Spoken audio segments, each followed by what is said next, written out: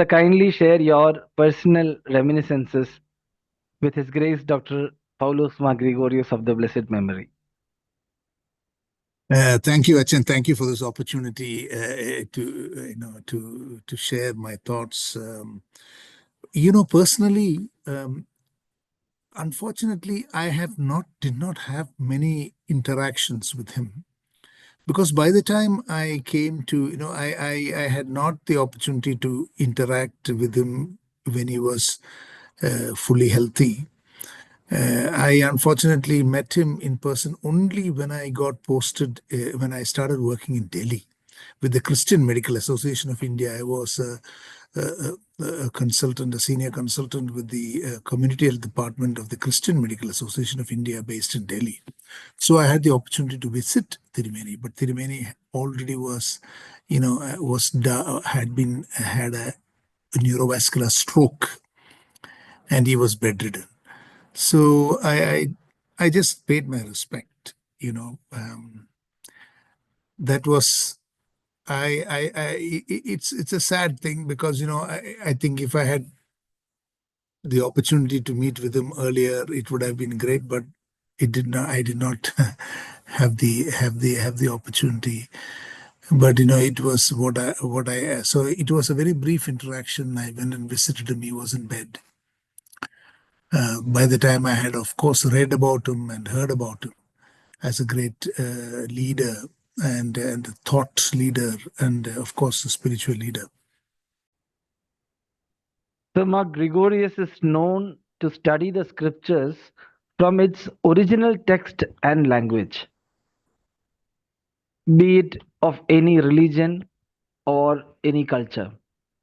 So, what are your thoughts on it, especially his understanding about the Holy Bible to study it from the original languages, is Hebrew language of the Old Testament and Greek language in the New Testament? Yes, Tirumeni's understanding of, he was a self-taught person even before he became a priest.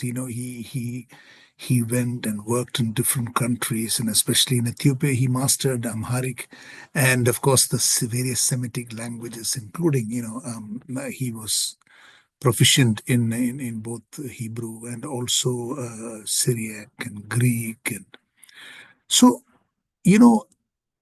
But knowing uh, a language is one thing, but his sharp.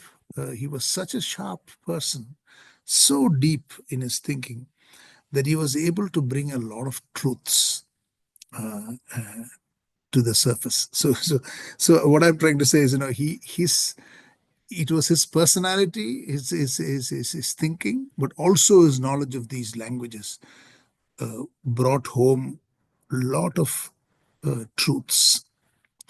Now, for me personally, this has been a very, very important aspects from what of my studies and of my readings of his works and listening to his lectures, the recorded lectures, that is.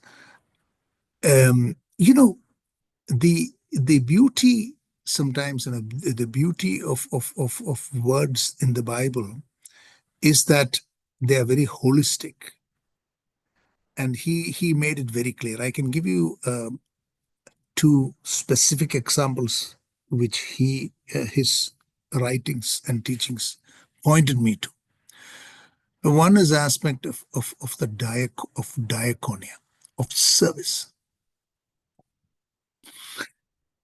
He pointed us that the root word in Hebrew for service, diaconia, is avod, avodha, and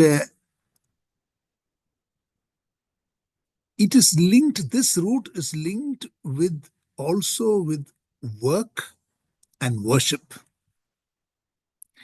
So when Genesis itself, that God created the people, and the human beings started to work on the land, and so it's the same word, same root is used. So 5 days in a week you're supposed to work, and then 6 days a week you work, and the seventh day you take rest. So that is also the root. The work is avotha. Um, then when Pharaoh when Moses goes and talks to the Pharaoh, let my people go so that they can go to the wilderness and worship you. That word for worship is also linked to that root word avotha. So of course there are nuances. One is, the work is more of it's used as it's obligatory. You have to. But in the worship, it's not that you're obliged. It's a different function. But the root is the same, the worship. And then, of course, when Joshua goes, enters the promised land, in his speech to the Israelites, he said in the famous quotation, "As for me and my family, we will serve the Lord." So that serve is also abodha. So in the sense, so you can see the work and worship and service. It is a continuum, uh, you know. So in life, we approach our work, our duty, our worship, and helping others as a continuum. So it's like, even life after it's so our religion is not limited to going for the Sunday service or the worship kurbana. So the life is a liturgy after the liturgy. And this is what Father Ion Bria, Romanian theologian, mentioned. But the point is, he points us, and it's also in the Reformed tradition. Also, you find work and worship is one. And so, but this concept was not lost actually. Even in the English word I used just now, Sunday service. The service is used also for worship, but somehow when we are pointed to the original text, Paulus Morgulus Tirimeni pointed to this fact to remind us the holistic nature of our life, the continuum of work, worship, and service. That is one example. Then, of course, he also pointed to the others of the word justice. The justice, you have three or four different words to justice, but the word that I will focus on is, or he reminded us, was Zedek. Zedek. And the Zedek, when it's translated to, it is translated as justice, or in Latin, justitia. But cannot be completely, encapsulated in just justice. It also includes charity. So, Zedek encapsulates both justitia and caritas in Latin. So, for example, if Achan, if I am working for you, and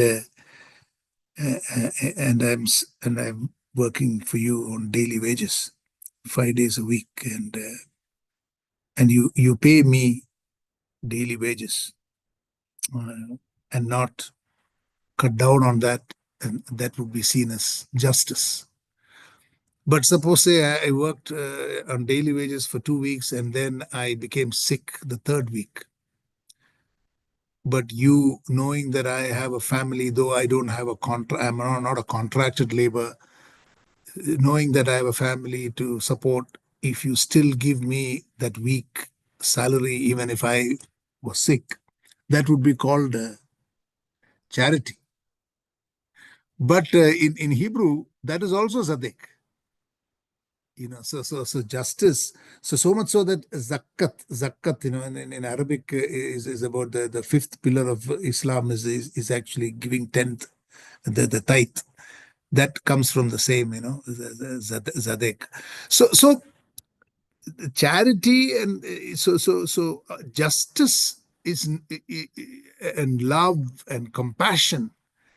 So justice is not devoid of compassion. It's not judging what is right, or it's not just ethics. It's also loaded with compassion. So the justice of God has a very deep meaning.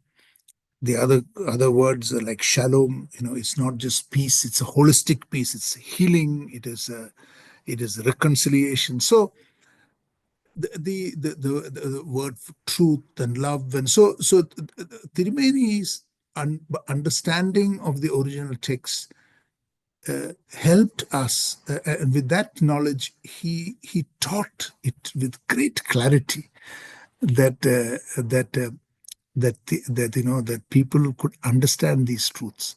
So this is my my reading, and I think this his understanding has deeply influenced me in my own thinking.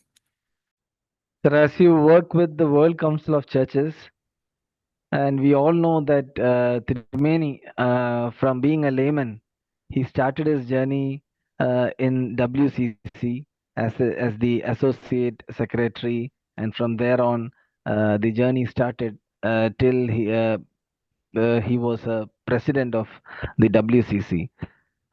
So, what are your thoughts, especially on the influence and the impact of Amma Gregorius in the World Council of Churches? When you Tirumeni's, he was such a he was a man, um, greatly, far ahead of his times, and so many times,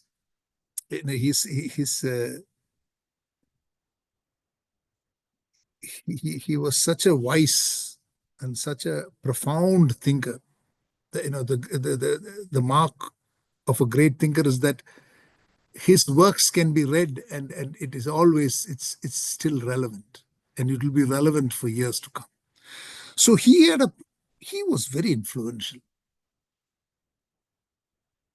but at the same time, he was so influential that I think, people probably also felt threatened by him, because he was so profound and truthful, and he wouldn't mince his words. So when you look at his ecumenical career, of course, his ecumenical career goes before. So when you say WCC is the privileged instrument of the ecumenical movement. But ecumenical movement cannot be defined by an institution. Ecumenism is when you live among people. Oikumene means God's household. It's when we live together. And that his contribution to ecumenism begins at a very early stage. Very early stage. I think, when he became a teacher as a young person, he was already writing. He was writing for the church weekly as a young student. And of course, he was a self-taught person. He came from a poor family, and he studied, and he became a teacher. When he went to Ethiopia to as a teacher, he learned the language. So people would go to a different place, if you teach the language, and they would just be an English teacher. And there are so many people who go to different countries, and they would not necessarily learn the local language. But there he went, he learned the local language, and he was able to teach in the local language. I mean, so he was a so huge. He stood apart, and that is a mark of ecumenism, because when he went to a different country, he was able to learn the languages and be one with them. And then he went to but he gave up all that. He went back to become to learn theology, to become a priest. He was dedicated, though he had great opportunities, to become part of the royal family, etc. But he went back, and he went back, became a priest, and then when he went to study to Princeton, this is also a mark of his uh, of his ecumenism. He used to work part time as a priest in an African American Baptist congregation. You see, This was the time when there was, in the 1950s, when there was tremendous the whole society was divided. It is still divided all over the world, but there was it was the African Americans, the color division was very clear, and he chose to be an assistant pastor in a Baptist African American congregation. It's a mark of it's a sign of true ecumenism, that he was able to identify with the oppressed, and he located himself with the oppressed, and this is very significant. Then, of course, in the New Delhi Assembly, in 1960, in the 1960 in 1962, he was selected to speak, to lead the Bible studies. He was one of the Bible study leaders. Phenomenal. And I think he impressed the people so much that that's how he was recruited to join WCC. So when he came to WCC, he made a very significant role in his work. But, of all the things, I am not going to tell about various things he did. But one of the most powerful things he did was he facilitated the discussion between science and religion. So you can imagine, that was a phenomenal contribution, and it culminated in the 1979 meeting of the in the Massachusetts Institute of Technology, which brought together 300 leading scientists and theologians. It's a phenomenal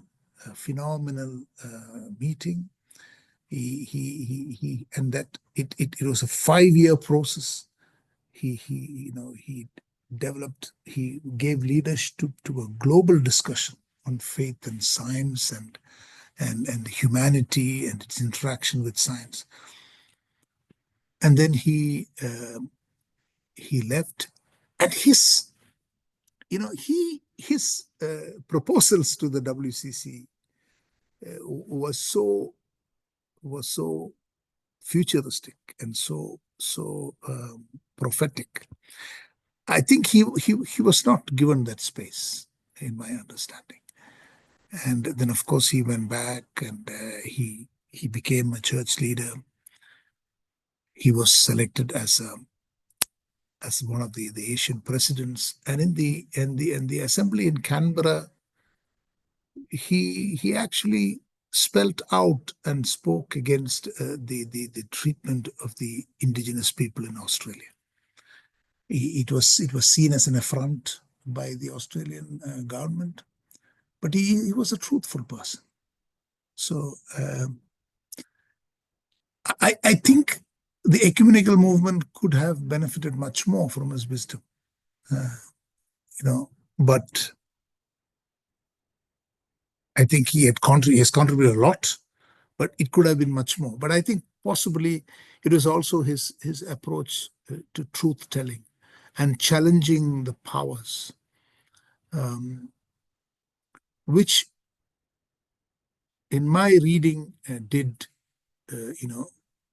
threaten the powers, and could have limited his contribution to the global ecumenical movement in the structurally. But of course, it didn't limit him as a great ecumenist, because he put his efforts into interreligious dialogue, into understanding other faiths, into delving into philosophy, into playing a huge role globally. So, as an institution, I think WCC could have benefited from his contributions much more, but it didn't limit his global contributions to the world, and in relationship with people of other faiths.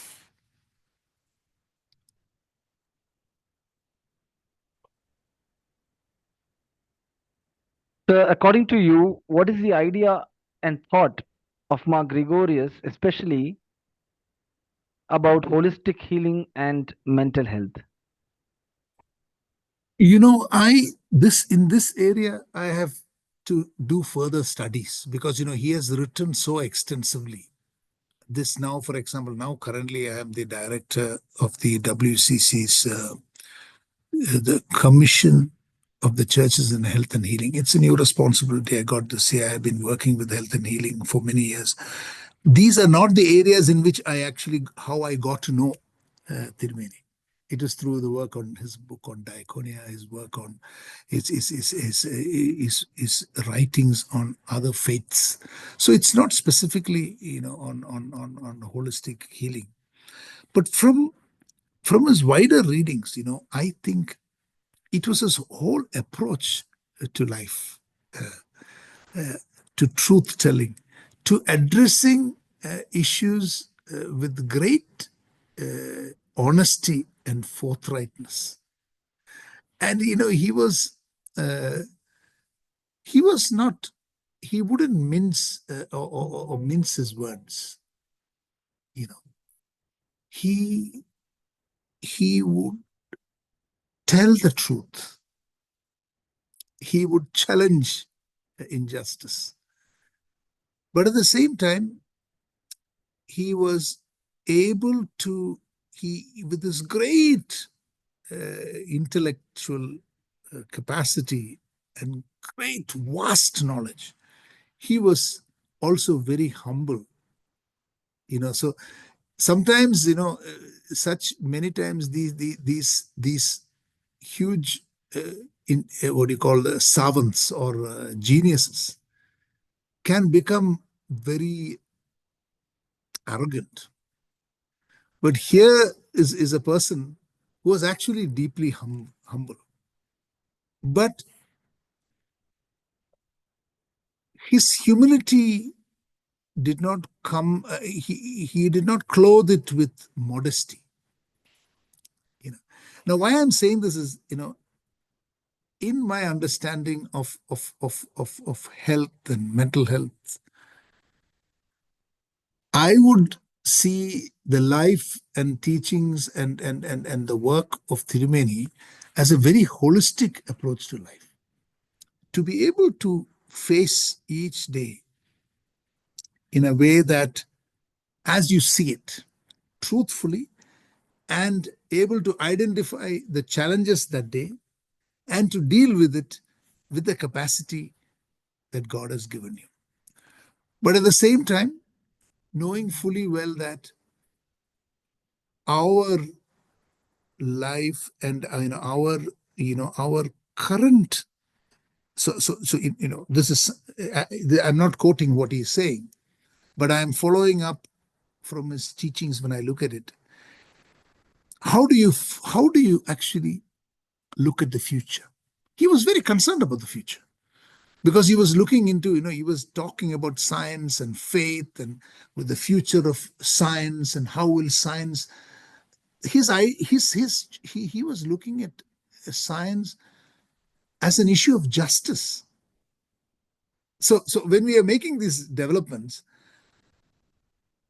how are these benefits of science, how can it be accessed by all people? So he was looking to the future. So from his approach, I think we clearly know that the past influences the present, and our present actions influences the future. But if I ask you, does the future influence the present? It's a trick question. But if I say, does your vision of the future influence the present? Most definitely it will.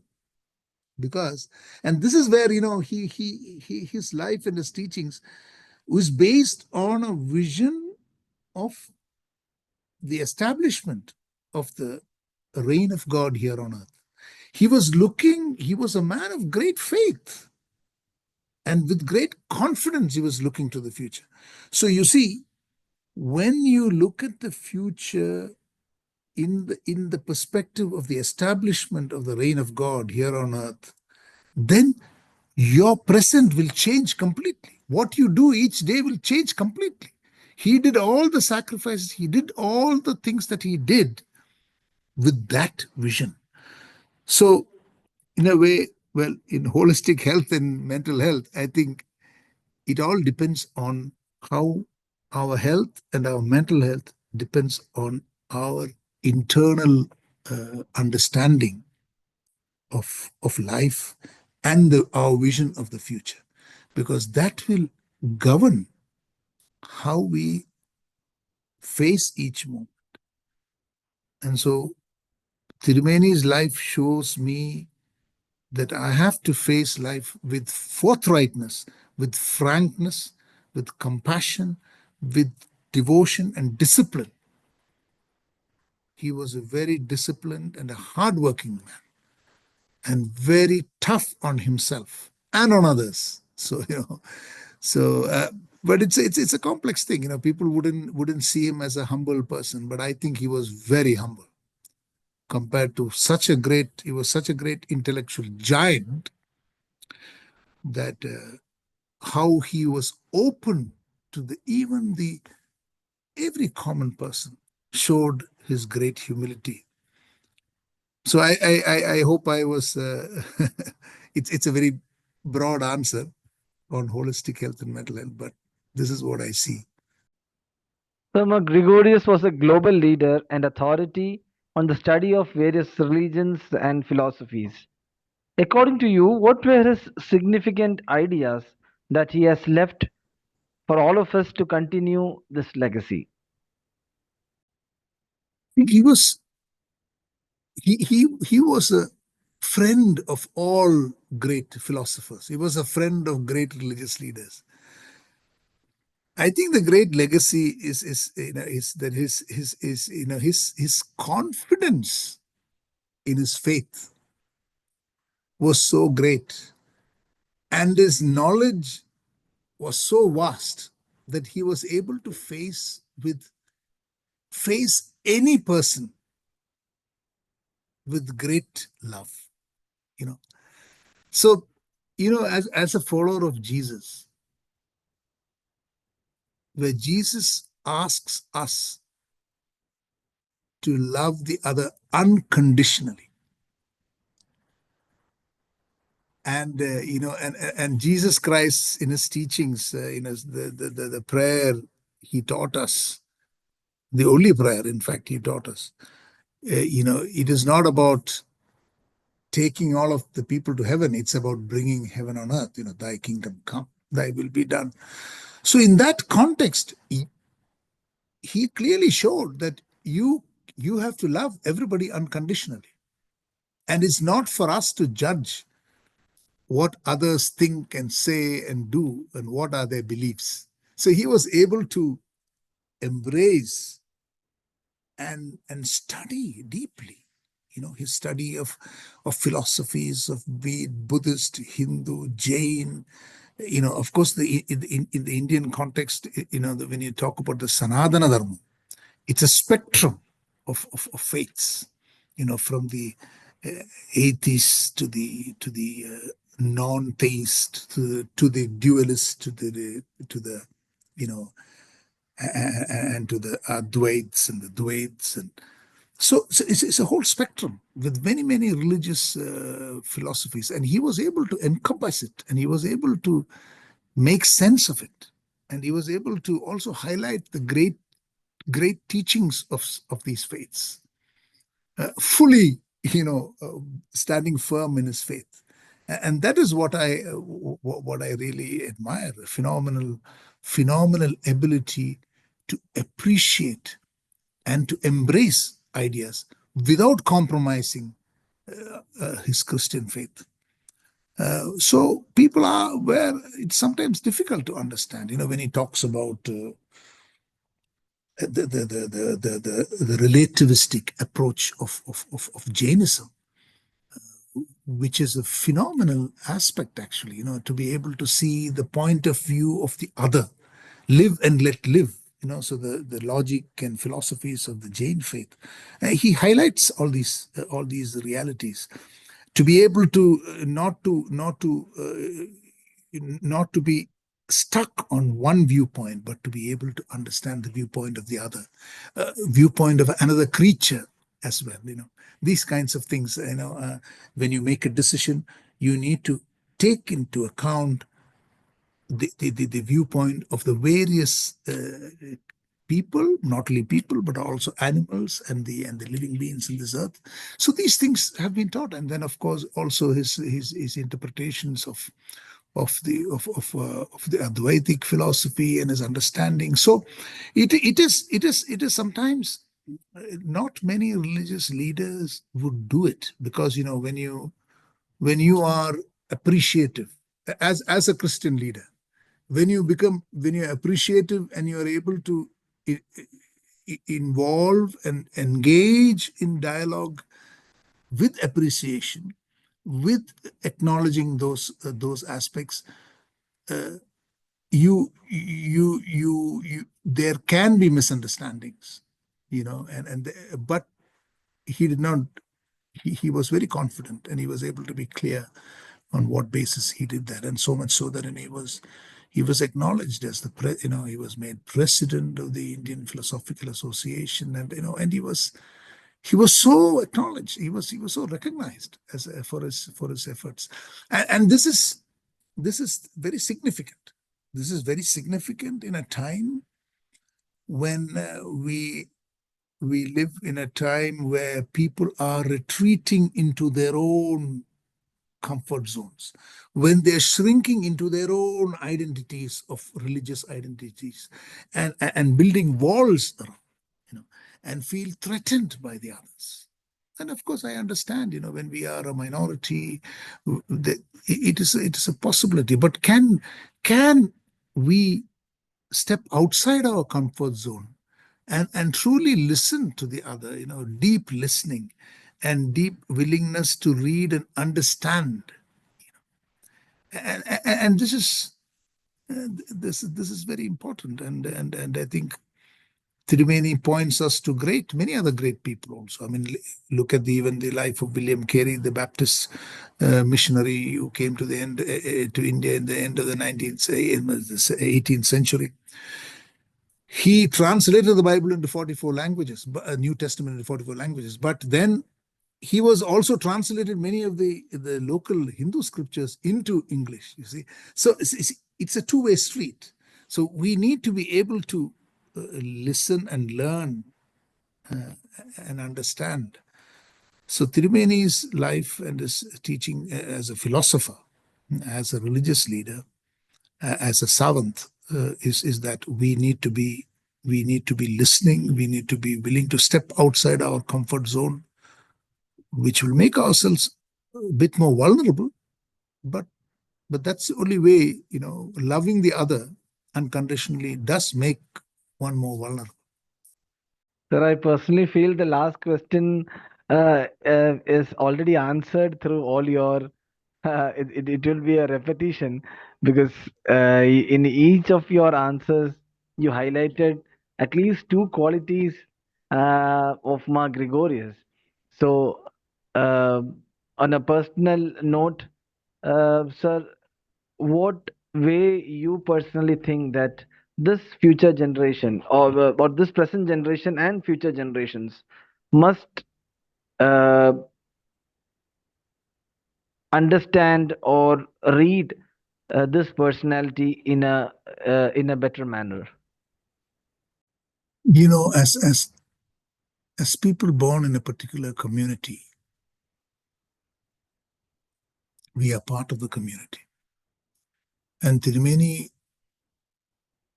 showed us that you could be a Christian, you could be also a person Indian, you could also be a human being. Whatever your identity, you are able to relate with great love and confidence. So but he was also able to speak the truth with great conviction, because he followed Jesus. He followed Jesus. He was a follower of Jesus with great discipline, with great dedication. But at the same time, he was able to embrace the other unconditionally. So I think what I appreciate, deeply appreciate of Thirimeni is that he was very disciplined and firm and hard on himself in many ways, but at the same time, he was a deeply committed follower of Jesus, and that actually made him able to love the other unconditionally and to engage the other with great passion and with great interest.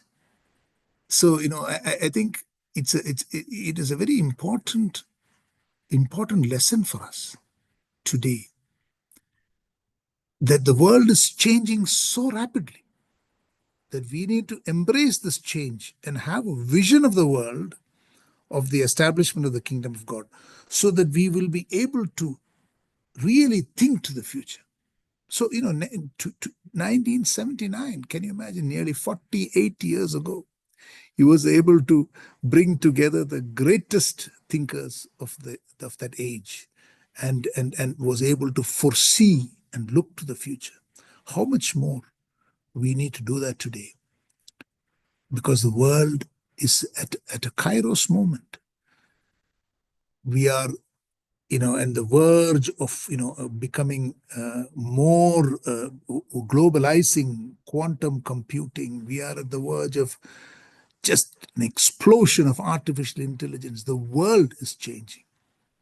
The world is changing, and there will be a huge role for us to reflect ethically, and to make sure that all these developments that are happening will actually benefit more all people, and that it will not undermine humanity, undermine creation.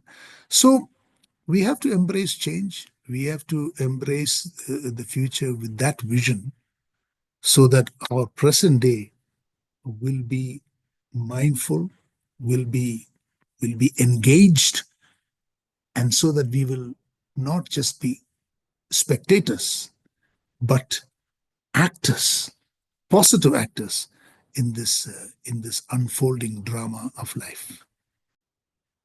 Thank you so much, sir, for your valuable thoughts and insights, especially your wisdom about Dr. Paulos Mar Gregorius, Metropolitan.